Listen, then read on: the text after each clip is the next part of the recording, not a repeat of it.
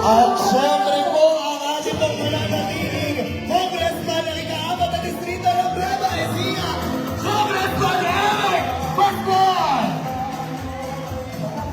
Kamusta po kayo? Magandang umaga sa inyo. Binabati niyo muna yung mga magtungga dito. Sila Ate Nena Marian at Nena, ako, lahat po mga dito.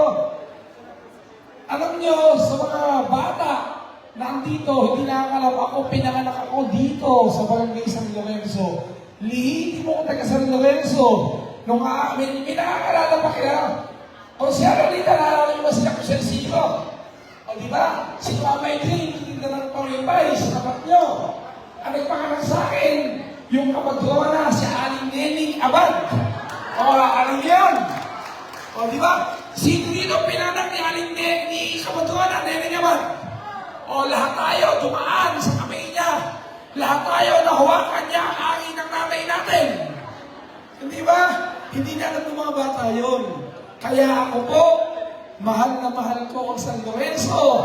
Mahal na mahal ko ang Barangay San Lorenzo. Kahit noong 2022, kahit sa Takusang Balanteng, nanalo ko sa buong Japan, dito lang ako natalo. Okay, ito tanong ko sa inyo. Kayo ba'y nakakamdam ng kahit konting pagtatampo sa pamilya Pascual? Wala! Mas lalo namin kayong minahal. At sa darating na eleksyon, huwag niyo uli kaming boto ni Joy, pero mamahalin pa din namin kayo. Tandaan niyo yan. Ano ibig sabihin nun? Ibig sabihin nun, yung maikisama namin sa inyo, hindi politika. Ano po? Ano naman kayo eh. Kaya kung sinasabi sa inyo ko, para po maiparamdam namin sa inyo na kami po, hindi politika ang sadya po namin dito sa Lorenzo. Gusto lang po namin maiparamdam na mahal namin ang Barangay San Lorenzo. Yan po ang sigurado. Kayo po, testigo kayo. Sa dinami-dami na natulungan ko, ako pa lang ha. Pera pa si Joy, pera pa ang tatay at nanay ko, ako pa lang. Sa dinami-dami na natulungan ko sa San Lorenzo, may tinanong ba ako kung sino binoto nyo? Wala. Mayroon ba akong tinanong, tutulungan kita, pero iboboto mo kami? Wala. Ang ibig sabihin nun, pakikisama at pagmamahal lang po ang ibig namin iparamdam sa inyo, hindi politika. Tama. Yan din ang binibilit ko sa pamilya ko, sa kapatid ko, sa pamangkin ko kay Max. Huwag na huwag kayong magpapasubo. Ano yun? Magpapakita ka lang sa mga tao pagkakandidato ka. Magpapakita ka lang, pupunta ka sa mga patay. Kahit iika-ika ka na dahil nagpahil ka ng COC bilang mayor. Huwag mong gagawin, Joy, dahil pag ginawa mo yun, matapang ang hiya mo. Hindi ba? At kapag lumaban ka, dapat may dalang prinsipyo. Hindi po pwede, kaya ka lang lalaban, gusto ko magbalik sa pamilya namin ang kapangyarihan ng katanyagan. Hindi kapangyarihan, hindi katanyagan ang pinag-uusapan sa panahon na to. Pinag-uusapan dito ang kinabukasan ng ating bayan. Hindi ba? Pagdating sa prinsipyo, ano ang prinsipyo nila? Ibig sabihin, hindi nila gusto nangyayari sa ating bayan. Gusto kong ihinto ang lahat ng nagaganap. Hindi ko naiisa-isahin kung ano pong pangyayaring na bago sa ating bayan. Hindi ko naiisa-isahin kung ano mga programa at mga ayuda, mga kapakanan na binibigay sa atin. Gusto ko nilang tanggalin lahat yun. Nangarap tayo ng ospital. Yung ospital na pinapangako ko, na sinasabi nila, sinungaling yan, hindi totoo, hindi mangyayari yan, ayun po yung ospital. Testigo rin lahat, matatapos na. Para po sa inyong lahat yun, para wala nang mangungutang, walang magsasala, walang lalapit sa politiko, lahat tayo VIP. Gagawin itong libre. Hindi mo ba? Sinasabi ko lagi pag kami nag-uusap, nung kapatid ko, si Joy, hindi tayo habang panahon na manunungkulan, may papalit sa atin. Pero ang sisiguraduhin ko, ang papalit po sa amin bagong henerasyon, bagong politiko na maglilingkod, hindi po yung mga luma na nasubukan na natin na walang ginawa dito sa ating bayan. Hindi po ako andito para magmura, hindi ako andito para manira, dahil ang iniisip ko, nasa isip nyo na, yung sinasabi ko, alam nyo na kung sino ang basura dito sa lungsod ng Gapan. Alam nyo na yun!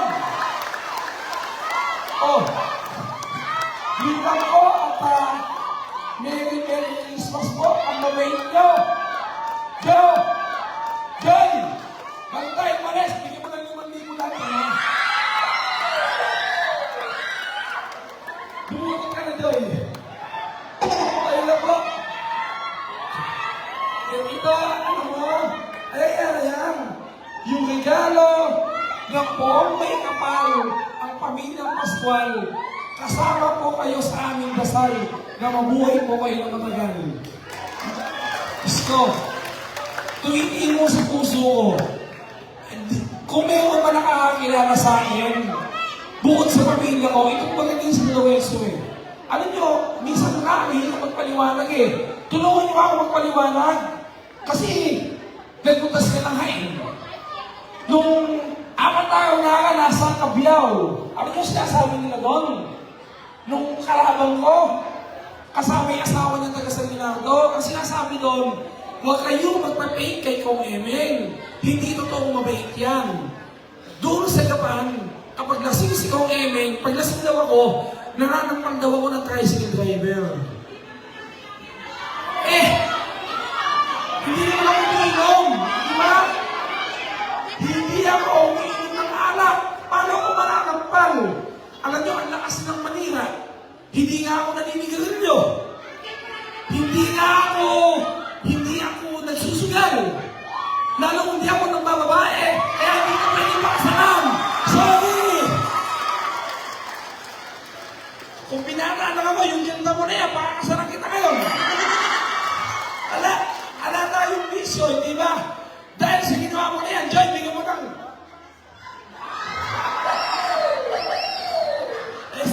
Sa pagkukuha ng pera eh.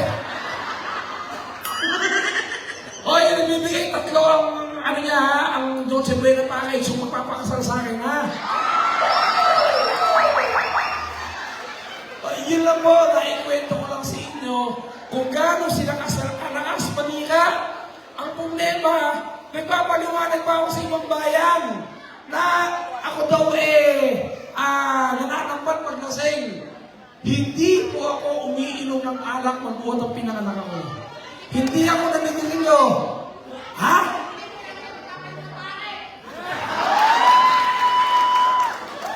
Halika na.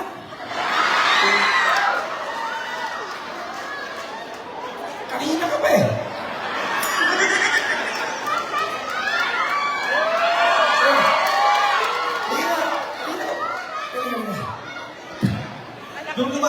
Yung lumapit mo ako parang siga. Hindi ka ba nang-aaway sa Lorenzo? Hindi ka ba nang-aaway dito? Kailan mo kami sa pangit!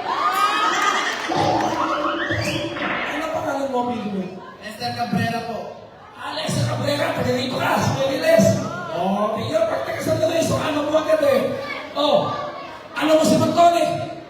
Hindi ko yung Kasi si Mantone, hindi Cabrera, loko. Kapsayin! Diba? Anong trabaho mo? estudyante pa lang po. Saan nag-aaral? Sa GCC po! Japan, Japan City College! 100% ka lang, magkano ba mo sa araw? 50 lang po! 50 pesos! Po! Tingnan nyo naman, ba't naman yung matutuwa? Bumili ng, ano ikaw dito? Illustration board, bumili ng illustration board, 3,000. Bumili ng pencil pen, 1,000. Bumili ng Crayola, 1,000. Naka 5,000. Juno, bigyan mo ng 5,000.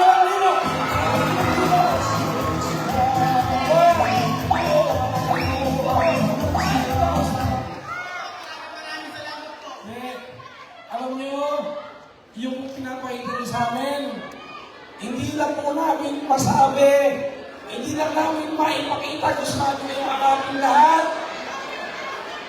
Wala pong katapat na salita. Yung pagpapasalamat namin sa inyo, ang kaya lang namin gawin, maglilingkod kami ng tapat sa siyang Panginoon Diyos.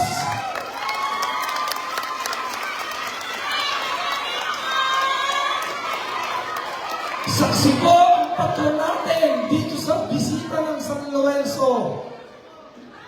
Magmamahal po kami sa inyo, gagawin namin ang lahat ng magagawa namin bilang pagtanaw ng utang na loob. Marami pong salamat sa inyo lahat. Merry Christmas po!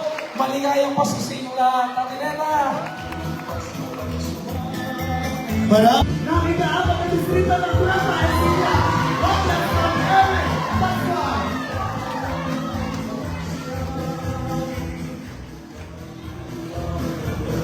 Kumusta na po kayo? Ako, pag ako ito mga kayo, sana na pwede ko pero mga po ako pa nagkakapitang dito.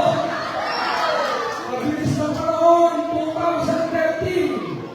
Hindi na pamamaan. Oo, sayang.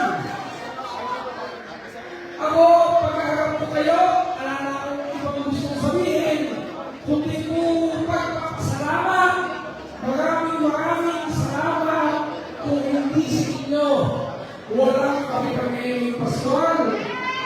Di ba? Kung hindi sa inyo, walang Mayor Eric Pascual.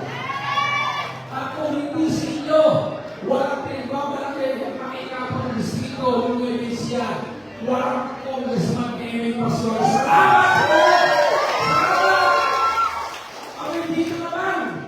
Tatay, wala akong masabi. Diyos ko po, tuwing eleksyon, talaga naman, nakakahiya yung mga kalaban natin. Nilakapasok natin dito! Ang gagaling nyo, sa totoo lang. Wala po akong masabi. Kami pong buong pamilya, tumatalo ng utang na loob sa inyo lahat. At pinagmamalay ko rin po sa mga kasamahan ko na napakainam din ang tao ng mga tagapagpapalipang buwan, mabubuting tao, makikinong tao, sa hindi tumalo ng utang na loob, isa lang ang magdokong sa pagbuwan ng nangyari sa inyo. Di ba? Kung di napansin nyo,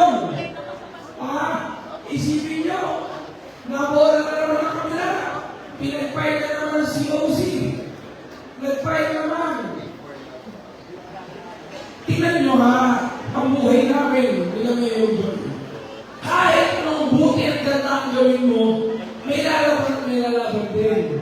Ba't may lumalaban? Kasi hindi na matanggap na anoos kami, na walang lalaban sa amin.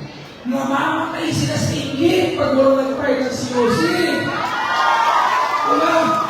Kaya kahit alam nila na wala silang kalaban-laban dahil sa inyo, lumalaban pa rin sila sa amin.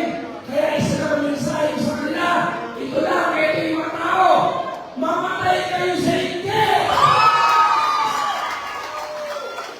Yun lang po.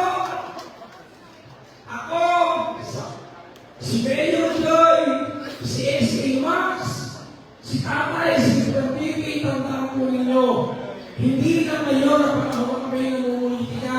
Kahit matapos na ang aming politika, mananatili kami nagmamahal at tumatalo ng utang na loob dito sa Barangay Pambuan. Lahat kami, ako, si Kevin Pascual, kayo ang gumawa sa akin, kayo ang tumulong sa akin. Salamat po sa inyo lahat. Maraming salamat sa inyo.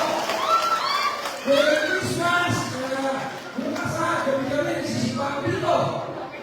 Bukas, Abel Ibato, huling sipan kami.